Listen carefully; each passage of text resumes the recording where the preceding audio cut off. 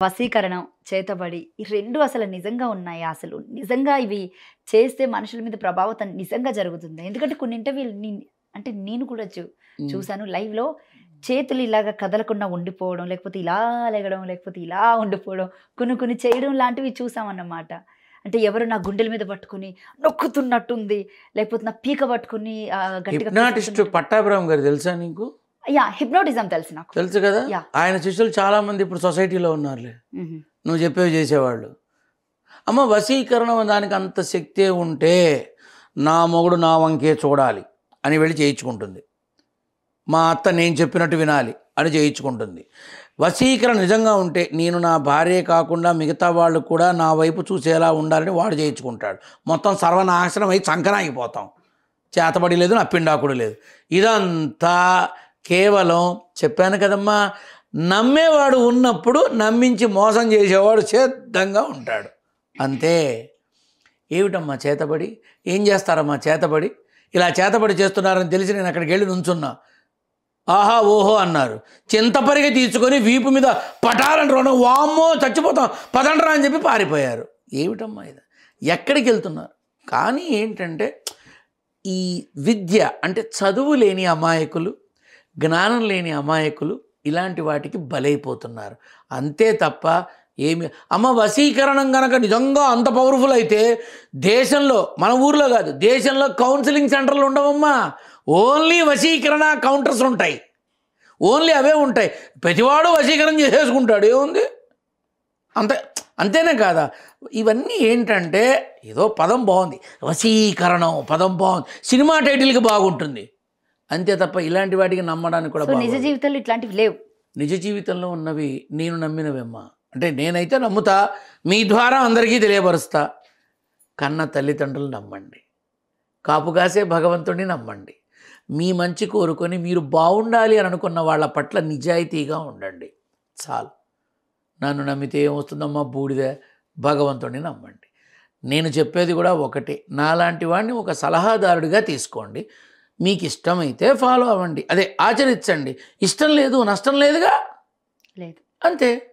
అంతే తప్ప ఇవన్నీ కూడా జ్ఞానంతో ముడిపడి నోట్లో నుంచి శివలింగాలు తీసేవాళ్ళు దరిద్రంతో ఏడుస్తున్నటువంటి పూరిపాకల్లో నోట్ల కట్టలు ఎందుకు తీయరు? My straight question. నిమ్మకాయలు నోట్లో నుంచి శివలింగాలు తీసేవాళ్ళు, నిమ్మకాయని గాల్లో లేపేవాళ్ళు, చేతిలో నుంచి బూడిద తీసేవాళ్ళు, పేదవాడి ఇంట్లో బియ్యానికి లోటుగా ఉంది, ఆడపిల్లకి చాలా కష్టంగా ఉంది, అటు ఆ పేదరికాన్ని పోగొట్టి ఇటు ఆడపిల్ల జీవితాన్ని నిలబెట్టి చావచ్చుగా. లింగాలెందుకు నా బొంద? కూడెడతాయా గుడ్డెడతాయా? చెప్పమ్మా. ఎంతోమంది ఉన్నారుగా తీసేవాళ్ళు. నాకు తీయాలని ఉంది తాట ఒక్కడిది. ఇలాంటి వాళ్ళకి మీరు ఏమైనా సలహాలు సూచనలు ఇస్తారా? తప్పకుండా. లింగాలు మీ ఇంట్లో తీసుకోండి, లింగాలు మీ ఇంట్లో తీసుకోండి. అమాయకులైనటువంటి మనుషుల మీద మాత్రం వ్యాపారం శివలింగం పేరుతో చెయ్యకండి. ఈ అమ్మాయికి ఏమైనా చెప్తారా? సౌందర్యకి జాగ్రత్తగా ఉండి తన ఆరోగ్యం చూసుకుంటూ చక్కగా జీవితంలో ముందుకు వెళ్ళి తన జీవితాన్ని ఒక నిండైన సంపూర్ణమైన స్త్రీతత్వంగా మార్చుకొని బాగుండాలని మనస్ఫూర్తిగా కోరుకుంటున్నాను. తనని ఎవరైతే రెచ్చగొడుతున్నారో, తనని ఎవరైతే ప్రేరేపిస్తున్నారో వీళ్ళందరూ రేపు ఎర్రవరం పిల్లవాడిలాగా నీ బ్రతుకు కాకుండా బాగుండాలని ఆశీర్వచనం చేస్తున్నాను. ఇంతకు మించి ఏం చేస్తానమ్మా? నిజంగా అమ్మవారే గనక ఆ రకంగా తనకి అనుగ్రహాన్ని దక్కిస్తే ఆ అనుగ్రహాన్ని చల్లగా కాపాడుకోవాలి. ఆ అమ్మవారి దయతో తిను మరింత ఎదగాలి, ఇంకా ఇంకా ముందుకు రావాలి. అంతే తప్ప ఎవరో ఏదో చెప్పారని ఇవన్నీ పబ్లిక్గా 10 మందిలోకి వచ్చి చెయ్యటం అనేది పాపం అమ్మ. పసిబిడ్డ, ఆ బిడ్డని ఈ రకంగా చేస్తున్నారు చాలా వరకు. ఆ పిల్ల తప్పు ఉందని నేను అనుకోను. ఆ వయస్సులో ఆ పిల్లకి ఇవన్నీ ఎలా తెలుస్తాయమ్మా? చెప్పు ఒక్క మాట. ఋతుక్రమం వస్తేనే కంగారు పడిపోయి ఇబ్బంది పడిపోయి అమ్మా అని పిలుస్తుంది ఆ వయసు పిల్ల. ఇవన్నీ ఎలా తెలుస్తాయి? కాబట్టి పిల్లల్ని ఇబ్బంది పెట్టకండి. మీ యొక్క అభిప్రాయాల్ని వాళ్ళ మెదడు మీద రుద్దకండి.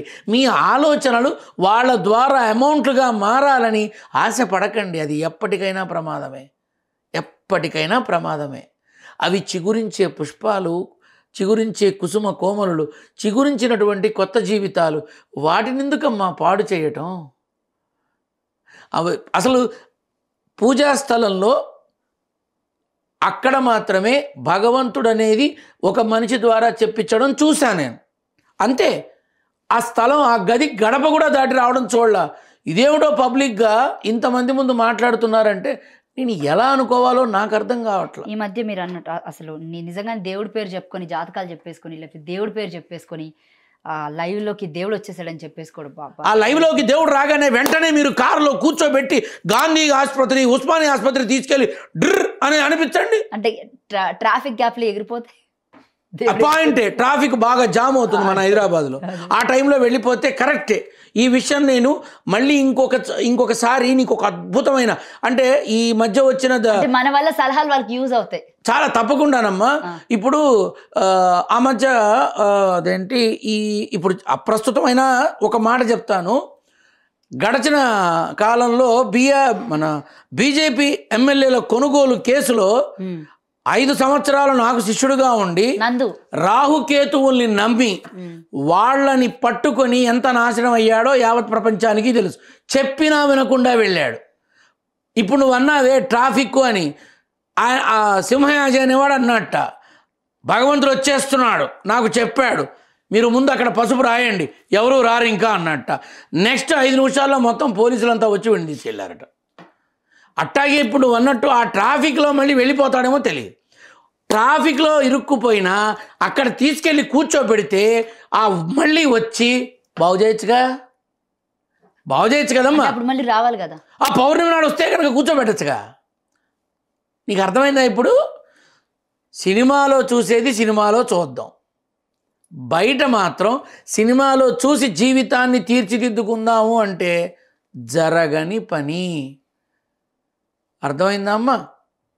వద్దమ్మా. భగవంతుడి పేరు చెప్పి అనవసరంగా మంచి మనుషుల్ని, మంచి మనసుల్ని నాశనం చేసి మీరు లాభపడి మిగతా వారికి కష్టం కలిగించకండి. ముందుగా ఆ పసిబిడ్డ, చిన్నపిల్ల, చాలా చిన్నపిల్ల, ఎంతో ఎదగాల్సింది, ఎంతో చదువుకోవాల్సింది, జీవితంలో పైకి రావాల్సింది, ఆ బిడ్డని జాగ్రత్తగా ఉండాలని నేను కోరుకుంటున్నాను.